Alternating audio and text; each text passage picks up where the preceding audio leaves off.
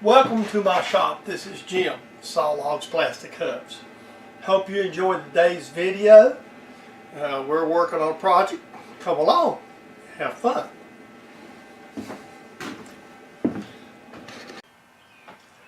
Today, this video is going to be about the modifications I made to my tapping machine that you have seen in several videos. It had some shortcomings and I needed to just address them. The biggest thing is I had two handles here that was way too short. All this stuff here was still attached to it. And so basically this piece of aluminum is just to get it setting up. So the way this thing works is these bushings here, I bought these from a little machine shop some time ago. Your taps fit into these bushings. And then you put the bushings into the machine here at the bottom. And what I've done, this is a 7/16 inch socket. And I've taken a piece of cold rolled and turned it over here a little bit to give me a little bit of room. And then this is just a 1/4 inch extension. It was welded into this piece right here was the original piece you'd seen in some videos before. This here piece I had made before too, so I didn't remake that. Then I made me an extension handle, and this is basically a piece of cold roll with a piece of hex stock that I've done some milling on that I welded this to. So now I have a spin handle and I have a field handle, which is this is here. This is a 1/2 inch. This is like a 3/4 spin handle. And so I machined this and welded this to this, welded all this together. So what that will give me is I can just basically put the little collets in. And the reason I got this piece of aluminum here is just to set it up. A little collet right here goes in just like this. And then you just tighten it up with the thumb screw. And then you can start to tap. And then you just crank your tap down into it. And if your taps are going good, you can use your hand. And this is almost as fast as power tapping, especially if you're smaller taps like your 1032s or whatnot. I've used this machine a good bit already the way I had it. And I realized when I was using it on the boring bar project that it had a lot of shortcomings. It just plainly needed to be addressed. So I just pushed this project right up to the front of my list and knocked this right out. And it's taken several days because I haven't worked in a hurry. I've cut some of these pieces off here that's extending. One of the things that you want to see about this, and I want is enlighten you with, is probably a little known fact. Let me see if I'm zooming in here. There. Now, did anybody on YouTube realize that JCPenney, let me move that just a little bit, made tools? I mean, we've all are familiar with Craftsman tools. Well, JCPenney sold tools in the early 70s, and my dad, my late father, bought this drill press stand for us when we was in the plug making business. He didn't want to invest in a drill press, and we just used it there. Well, actually, what we used it for was to drill in the wooden plugs to put ballots into. So that's a piece that my dad left me. I've actually got some deep well 16-point sockets that I purchased from JCPenney back in 72 and back 73 73, 74 when I graduated from high school. And I still use them today. And at the time, Penny's guaranteed these things with a lifetime warranty. So, if you think JCPenney's is just for clothes, well, there ain't none of them around here anymore neither, but no, they sold tools at one time. So it's an interesting factoid, and I'll zoom back out, and you can see my stand, and the whole stand, and all its parts. Again, I hope you enjoy this video, because this is a little something, you know, other people's made these. I didn't go into every complete detail, but you get enough of to see what I've done.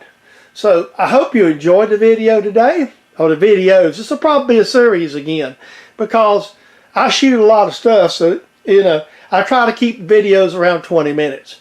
So there'll be a couple of different items in this. So enjoy.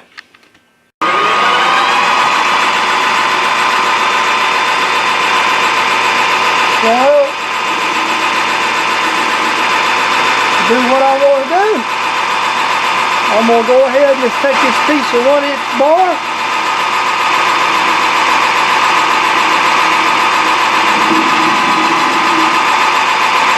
Clean it up. That's what I was doing, get rid of the nub there is on the end of it.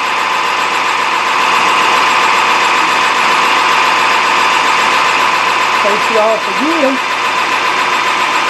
What I'm going to do is make a sleeve, an outside-inside sleeve, and we're going to press this socket down in it.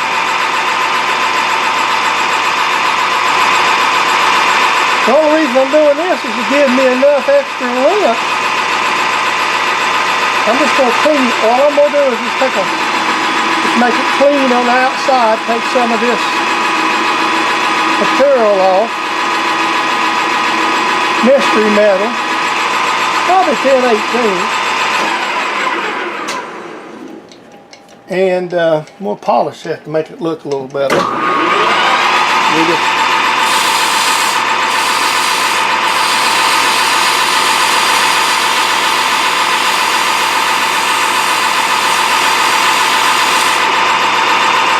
thought about making a whole new shaft, but that's just a lot of machining practically for nothing.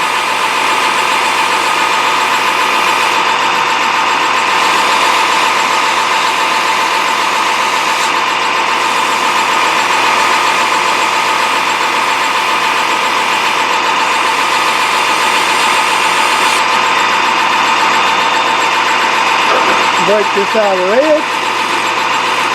And then we'll just set up here to drill this, and then we'll bore it what we need. So hang loose. Well, let me get some stuff together. Okay, we're going to center drill it, and then we're going to drill it to 1/2 inch, and we're going to put one of our small boring bars in, and we're going to bore it to fit the socket. Well, maybe 1,000 or so difference, so we can press it in. We're going to press it into the socket. This isn't going to have a load to it. Basically, the reason, theoretically, I can make this out of aluminum, but I want to make this out of steel. I want a little more body to it when it presses. We're going to drill a 1/2 inch hole through it. We're just going to drill it, deep enough to cover up in there. Let me make sure the chuck's tight before we do that. Things have a tendency to slip sometimes. Alright. We're going to drill this one. See the sockets. Where is my socket? Oh, there it is. So, let me grab something. So we want this to be a little deeper for boring purposes. This is not one of them deals we got to measure to the exact. Lay the bore 1/2 inch, easy enough.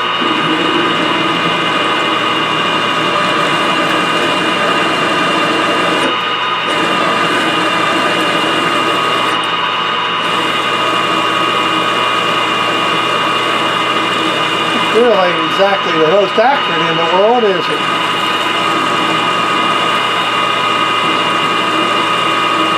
Looks like it drill needs to hit the drill sharp.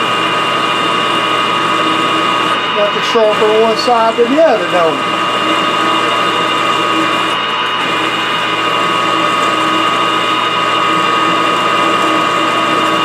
Well, as soon as I get done with this, I'm going to take it over and sharpen it before I put it up.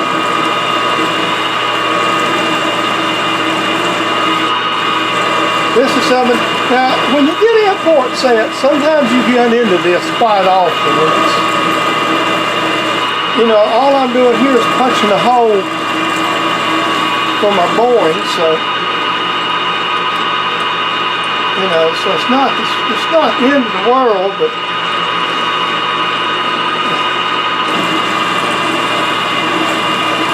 like I say, I'm going to bore this to a press fit before I press it in there. It might be like a light press with some Loctite.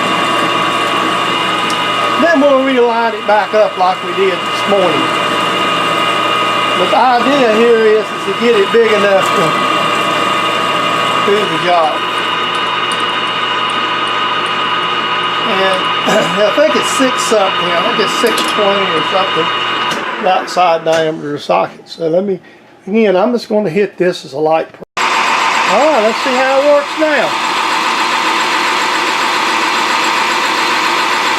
It's going to be close. I shortened it up.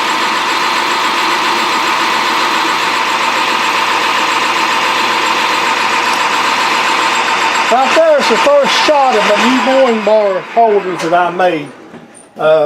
If you watch my series where I made them. And we're going to see where we at and get us a reference. I'll probably get set up here in just a second. Okay, hold loose a minute. Let me get some more things here. Okay, one of the things I like to do, let me just swing you over here, is when I'm boring, I like to set an indicator up. This is one of the little small indicators like I made my stand out of, like Mr. Pete talked about. And this way when I'm boring, I can really hit these a lot closer. It's a lot easier for me to deal with. Okay, so let me make sure you're in the area there. There we go. Lock you up here a little bit. I'm still learning how to use a different camera, and it's actually neater once you get used to it. Okay, so we're at about 520, so approximately 100 thousandths is what we're looking for. So I'm going to bore about I'm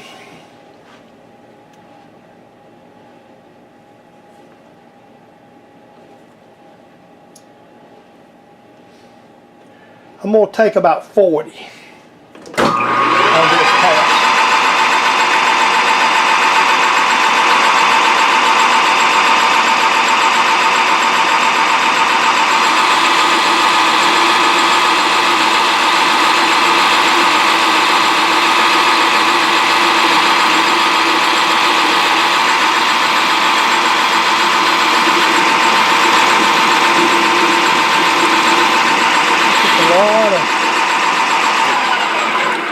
Now I like to bore out,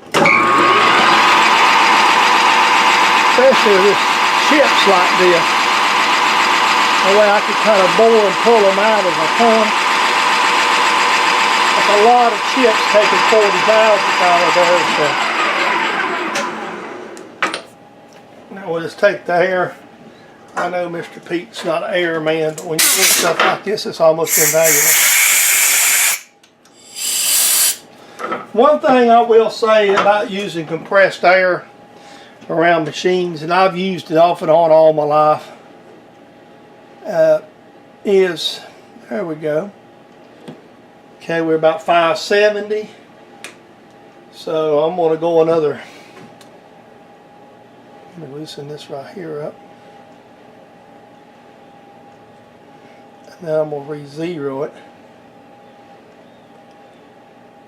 Then I'm going to go another 15. That'll get me up to 600.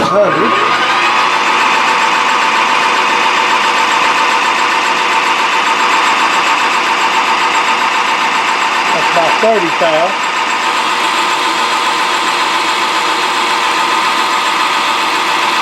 Now boring backwards like I'm doing, also that gets rid of some of the spring. That gets up in there. Oh, how you can't shift under Power Dummy.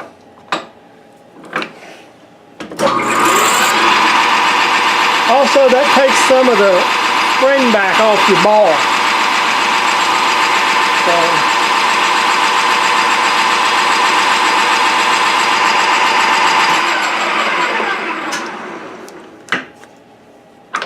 all right. Let's check it again. We'll start getting a little sneakier after this. We'll just get it up very close. And all I'm making is like a sleeve. This is just going to be a sleeve. There's going to be air. Alright, now according to my calculations, I like about 25 thousandths. It's actually bored a little bigger. That's why you... Okay. According to that, I like not as much as I think. Where's my socket? So we'll check it. Okay, we'll check the socket again. And it says 25. And I'm going to basically slip this up on there and I'll just... So basically I like about 15 thousandths. So I could bore it about 7 and hit it, supposedly. But when you never know, so the best thing to do here is to go about 8 thousandths to see what happens. We're going to sneak up on it now. Some of them chips up in there may be affecting us a little more than we think. So...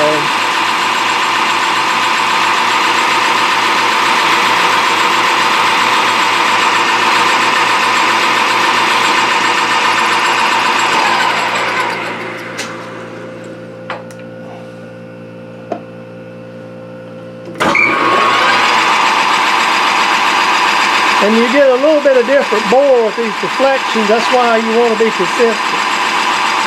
I mean, I can't get it within 1 thousandths, which might be the right to go here. And I'm probably getting close right now. We're probably getting close. And again, this is not so critical, and I'm just not going to use the calipers and try to bore gauge them and all that. If I get them within 1 thousandths or so, you know, as long as it's still tight, that's all I'm after. So I like about 6 thousandths to hit the number exactly.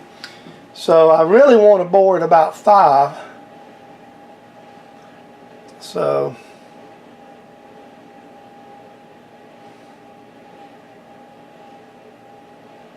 or so. So we're going to try that. I'm not going to put no oil on it. Just take a couple of thousand. Got to change direction when I shut it off. Just bore in and out that real light cut. If we get it to where it'll check to be close to the same size, we'll cut it off and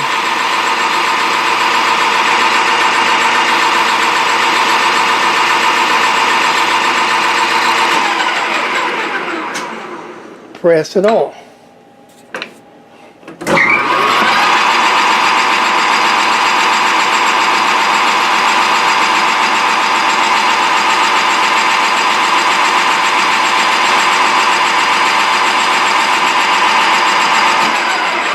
I'm considering my boring bar block a success. I know, I'm not criticizing other people because there's always different theories. I know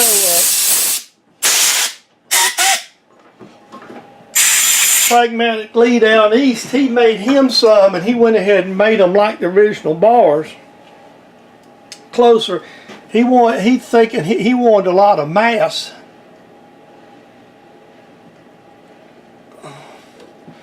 That's going to be right on it. So that thing will go right in there, so that's good. Okay, let me get set up and we'll cut this off and I'll bring you back in just a minute. Alright, let's cut this bad boy off. Now, I always use power feed when I cut off. And I've had real good success with it. This is, by the way, this is one of them inexpensive Banggood blades. Not the Banggood insert, it's the Banggood blades. I've got some of the Banggood inserts too. And I cut my stuff, really I haven't got I would like a little more RPM, but my choices are kind of limited. This lathe setup, you either got 70 right here, or you've got 100, next nearest speed's 200 RPMs. So you really got a limit on your RPM speed there. I'm going to get that chamfer while it's just cutting. So it's just going to fall off here in just a second. Let me grab an Allen wrench and hold it in the other hand. Like I said, this is just a, there it goes. Easy peasy lemon squeezy, as they say. Alright. So I'm going to go ahead, let me get this in, get it faced off, we'll get it champed. Okay, now I'm going to drill this all the way through. The whole purpose for this sleeve is just to give me a little bit extra space. Alright, I already recentered this like by putting it into the socket, and make sure that I'm on the flats, make sure everything sanity check. Right there's a flat, right there's a flat. Let me double check that right quick to make sure before we go any further. Make sure that it is lined up the way I want it to be lined up. Alright. It ain't off a little bit. Okay. So what you do is you just kind of, sometimes you just have to double check everything before you go further. This mistake most people make in carpentry and machining is the same mistake actually. They don't measure twice and cut once. Now, again, this is going to be,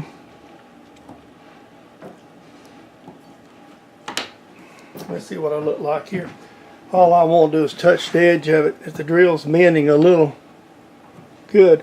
I don't have to be exact because all I'm going to do is go a fixed distance back. I'm using a 19 drill, which is 166 thousandths. So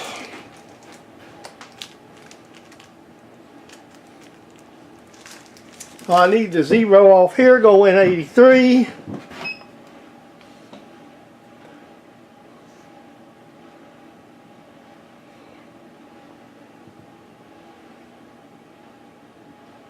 I picked this calculator up. You might not be able to see it. I picked it up at like a big box. I'm never even taking it out of the wrap because it's handy for this. 82.8, that's close enough.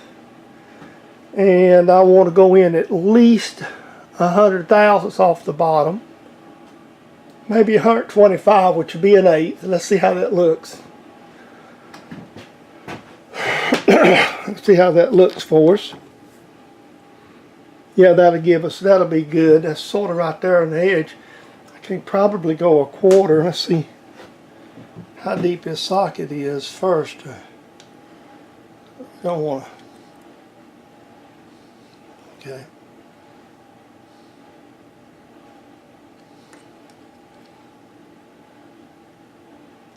Yeah, that's going to be good. We might go 200. That's going to be good. It's somewhat the center because they don't go up in there that deep. Alright, let's turn the mill on and get us a little RPM up, whatever we got. Let's get a little oily oil. We're going to hit through that chrome socket. And I could have drilled the socket a little oversized. The trick is then you got to line all this stuff up, which makes it a real bear, in case you didn't know that. And let me get my wheel to a more comfortable position. Well, if I get it in the right gear. Now we're going to hand tap this sucker, most definitely. And I don't know if you're going good. You're not going to get the arm. It's not going to be in the way.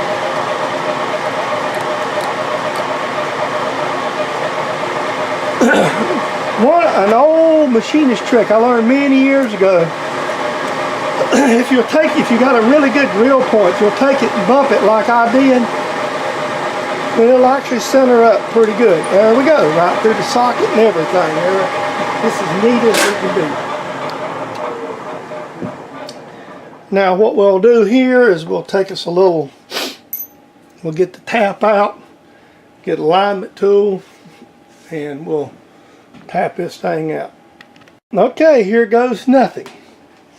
The hardest part of using sockets is what I'm fixing to do. And I'll give you my advice, this is whatever it's worth. I will always advise you to go for 50%. Anytime you're tapping in some really hard material, or it's a socket. Now this is an inexpensive socket. In fact, it's a cheap one come out of my box that was here. So it's probably not as high quality as some of the others. This one here was an import. This was it's actually a Taiwan socket that been around here a while. So there we go. So it might have been a bit softer than a better socket. I usually pick up, for this kind of job, I usually pick up inexpensive sockets because it's just the way to go. So, well, we got this tapped out for the 1032.